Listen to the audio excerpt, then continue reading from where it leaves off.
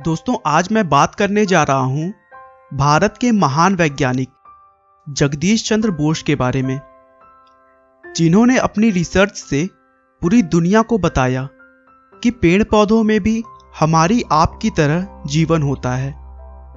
वो भी हमारी तरह सर्दी और गर्मी को महसूस करते हैं। उन्हें भी दर्द होता है, सुख दुख का एहसास होता है। इसके अलावा उन्होंने ऐसे मशीन का आविष्कार किया जिससे बिना तारों के संदेशों को भेजा जा सकता था, जिसे हम आज के समय में वायरलेस टेक्नोलॉजी के रूप में जानते हैं। उनके इसी रिसर्च के आधार पर आजकल रेडियो, टीवी और इंटरनेट काम करते हैं। दोस्तों, उनके आविष्कार के बारे में हम आगे डिटेल में बातें करेंगे, लेकिन पहले शुरू से हम सर जगदीश चंद्र के बारे में जानते हैं। जगदीश चंद्र बोस का जन्म 30 नवंबर 1858 को मेमन सिंह नाम के गांव में हुआ था, जो पहले भारत में था लेकिन अब यह बांग्लादेश का हिस्सा है। उनके पिता का नाम भगवान चंद्र बोस था, जो उस समय डिप्टी कलेक्टर थे। दोस्तों, उस समय बच्चों को इंग्लिश स्कूल भेजना पैसे वाले लोगों के लिए एक सम्मान माना जाता था, लेकिन भगवान चंद्र अपने बेटे को एक सच्चा देश सेवक बनाना चाहते थे। इसीलिए उन्होंने जगदीश चंद्र का एडमिशन गांव के एक बांग्ला स्कूल में करवा दिया, क्योंकि उनका मानना था कि इंग्लिश सीखने से पहले उन्हें अपनी मातृभाषा, अपनी संस्कृति का ज्ञान होना चाहिए। जगदीश चंद्र ने एक बार अपने बचपन को याद करते हुए एक इंटरव्यू में बताया कि मैं जिस बांग्ला विद्यालय में पढ़ने के लिए भेजा गया, वहां पर मेरी दाईं तरफ मेरे पिता के ड्राइवर का बेटा बैठा करता था और मेरी बाईं ओर एक मछुआरे का बेटा, और इन्हीं के साथ मैं खेलता भी था। उनकी पेड़ पौधों, पंछी की कहानियों को बहुत ध्यान से सुनता था, और शायद उन्हीं कहानियों से मुझे चीजों के बारे में जानने का इंटरेस्ट बढ़ा और मैंने खोज की। गांव में स्कूल की पढ़ाई के बाद वह कलकत्ता आ गए और वहां के एक बहुत ही प्रसिद्ध स्कूल सेंट जेवियर स्कूल में एडमिशन लिया, जहां से उन्होंने फिजिक्स की पढ़ाई की। उसके बाद आगे की पढ़ाई के लिए वह कैम्ब्रिज के क्राइस्ट कॉलेज चले गए और वहां उन्होंने नेचुरल साइंस की डिग्री ली। 1885 में वह अपने देश भारत वापस आ गए और कलकत्ता के प्रेसिडेंसी कॉलेज में फिजिक्स के टीचर बन गए। जिस कॉलेज में वह टीचर बने, उस समय वहां ज्यादातर टीचर्स अंग्रेज थे। साथ ही साथ वहां का प्रिंसिपल भी एक अंग्रेज ही था। उस समय भारतीय टीचर्स को अंग्रेजों के मुकाबले बहुत कम सैलरी दी जाती थी और भारतीयों के साथ भेदभाव रखा जाता था।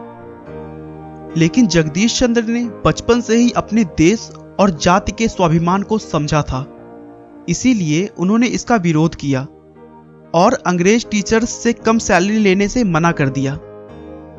उन्होंने ठान लिया कि अगर वो अंग्रेज टीचर्स के बराबर मेहनत करते हैं तो उन्हें एक बराबर पैसे और इज्जत भी मिलनी चाहिए।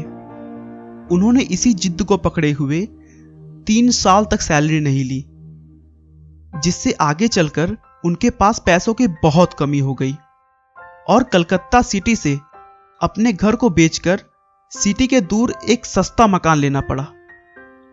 कलकत्ता काम पर आने के लिए वे अपनी वाइफ के साथ हुगली नदी को क्रॉस करके आते थे। उनकी वाइफ उनको छोड़कर नाव लेकर अकेले लौट जाती थी और शाम को वापस नाव लेकर उन्हें लेने आती थी।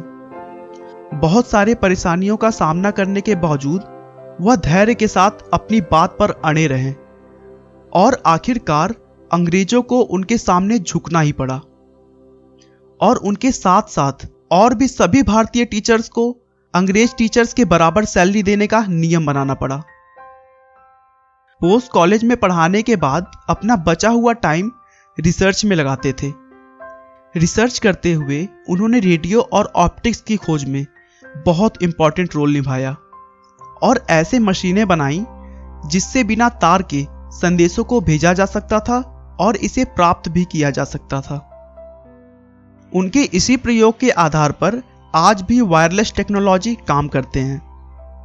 लेकिन इस खोज का पूरा क्रेडिट एक दूसरे वैज्ञानिक मार्कोनी को चला गया, क्योंकि जगदीश चंद्र बोस किसी भी खोज के पेटेंट के खिलाफ थे।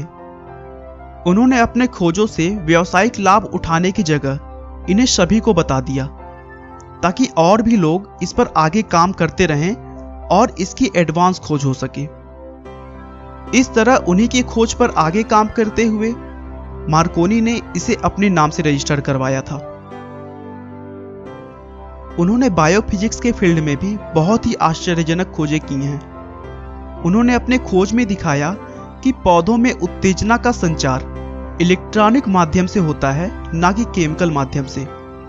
उनका मानना था कि पेड़ पौधों में भी हमारी तरह जीवन है, उन्हें भी हमारी तरह दर्द होता है, हमारी तरह सुख दुख का एहसास होता है। इसी खोज को प्रूव करने के लिए जगदीश चंद्र ने ऐसे मशीन का आविष्कार किया जिससे पौधों की नब्जों को नापा जा सकता था।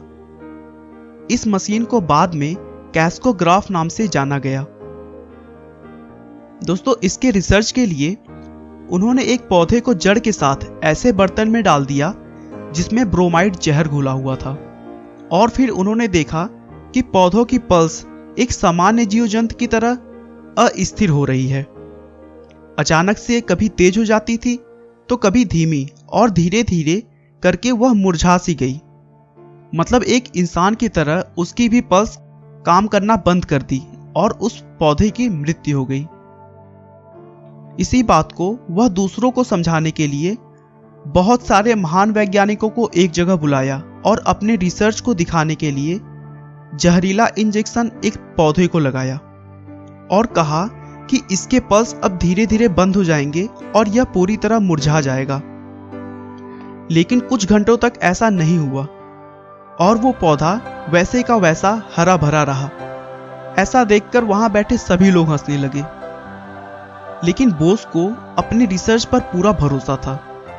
उन्होंने कहा कि मेरा रिसर्च गलत नहीं हो सकता, मैं इस इंजेक्शन को अपने पर ट्राई करता हूं। और जैसे ही वह अपने आप को इंजेक्शन लगाने जा रहे थे, तभी भीड़ से एक आदमी खड़ा हुआ और उसने यह स्वीकार किया कि उसने उस जहर वाले इंजेक्शन की जगह पानी से भरा इंजेक्शन रख दिया था। उसके बाद उन्होंने इंजेक्शन को बदलकर सक्सेसफुली अपने खोज को लोगों के सामने लाया और बहुत सारे फ्रेंड्स के कहने पर उन्होंने कैस्कोग्राफ का पेटेंट लिया। यह अमेरिका में लिया गया किसी भारतीय का सबसे पहला पेटेंट था। इसके अलावा भी जगदीश चंद्र ने बहुत सारी छोटी छोटी खोजें की हैं और भारत देश का नाम पूरे विश्व में रोशन किया है। Institute of electrical and electronics engineers ने जगदीश चंद्र बोस को अपने वायरलेस हॉल ऑफ फेम में सम्मिलित किया और वह सन 1920 में रॉयल सोसाइटी के फेलो भी चुने गए। और आखिर में विज्ञान के क्षेत्र में एक नई क्रांति लाने के बाद भारत के वैज्ञानिक सर जगदीश चंद्र बोस ने 23 नवंबर 1937 को इस जहां को अलविदा कहा। आपका बहुमूल्य समय देने के लिए बहुत बहुत धन्यवाद। इस वीडियो को लाइक करके आप हमारा मनोबल बढ़ा सकते हैं। मैं हर रोज एक नई इंस्पिरेशनल और मोटिवेशनल वीडियो के साथ आता हूं। दोस्तों, अगर आप हमारी वीडियो को मिस नहीं करना चाहते तो कृपया चैनल को सब्सक्राइब कर लें। आपको यह कहानी कैसी लगी हमें कमेंट करके जरूर बताएं। धन्यवाद।